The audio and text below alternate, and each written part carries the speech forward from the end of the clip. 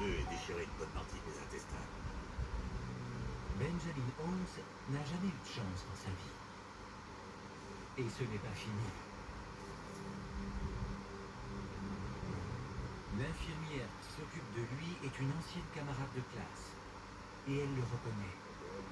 Après toutes les opérations, l'infirmière est venue me voir et m'a demandé qui es-tu aujourd'hui, Benjamin ou Robert? J'ai compris que c'était fini. Je suis Benjamin, c'est terminé. Ouais, finalement, ce ne sont pas ses ennemis au sein de la police qui l'ont piégé, mais sa propre femme qui lui a tiré dessus chez lui. Ça a mis un terme à sa vie de fugitif. Jeffrey Whittaker a pris sa retraite de la police de Hubbard en 1993, sans qu'aucune charge n'ait jamais été retenue contre lui. Il est mort de cause naturelle en 2008. Finalement, au bout de 20 ans, la police de Hubbard a su que j'étais vivant. Mais personne ne m'a accusé de quoi que ce soit. Addie Holmes est inculpée pour coups et blessures, mais elle passe un accord avec le procureur et ne passe que 37 jours en prison. Quand elle a agressé son mari, elle lui dissimulait un autre secret. Elle s'était mariée avec son amant 2 mois plus tôt. Paradoxalement, c'est en lui tirant dessus qu'elle lui a rendu cette liberté, puisqu'il a survécu. Et il a pu mener une existence normale, au grand jour. Ça m'a rappelé ce qu'on m'avait appris chez les Boy Scouts. Prépare-toi, la vie, c'est comme les montagnes russes. Il peut arriver tout et n'importe quoi.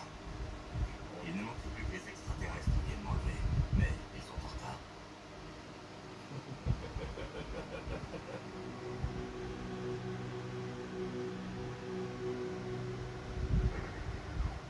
Indianapolis, 2008. Marcus Schlenker est un as de la spéculation financière. À 38 ans, le gestionnaire de fonds possède 2 avions privés, des voitures de luxe et un hôtel particulier. Il a épousé une belle femme avec qui il a 3 enfants.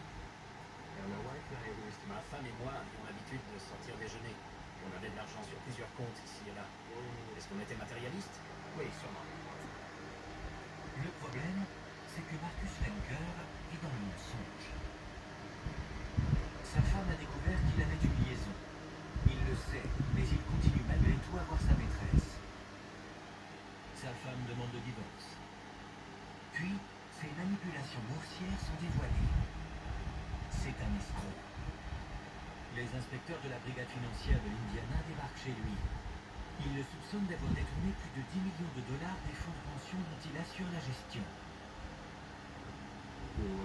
Quand la brigade financière en arrive à une telle extrémité, ça veut dire que les choses vont forcément mal tourner. C'est quoi ça? Et moi alors? Si Schlenker est reconnu coupable, il risque de passer 20 ans derrière les barreaux. Je suis sérieuse. Il était désespéré. Sa femme avait demandé le divorce. Et la police de l'Indiana perquisitionnait chez lui. Il savait qu'il y aurait des poursuites. Delta Charlie, vous devez maintenir l'altitude à 3500 pieds.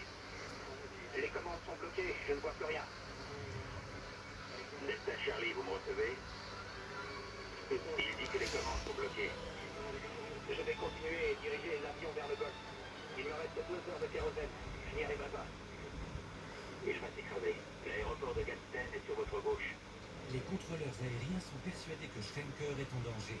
Alors qu'il tente désespérément de lui venir en aide, ce dernier modifie sa trajectoire pour sauter au bon endroit. Tout fonctionne comme prévu. Il ne lui reste plus qu'à reprendre un peu d'altitude et enclencher le pilote automatique pour que l'avion, à court de kérosène, s'enfonce dans le golfe du Mexique. Schlenker se dirige vers la porte. Il est alors à 3500 pieds d'altitude.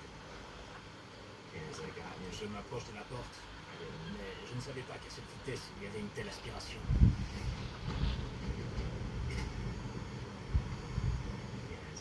J'ai ouvert la porte et j'ai sauté. Schlenker est aspiré hors de l'avion. Mais le harnais de son parachute reste coincé dans une des marches de l'escalier. C'était très violent. J'ai cru qu'on m'arrachait la peau. Cet avion me conduisait vers ma mort. Le projet fou de Schlenker risque de le tuer pour de bon.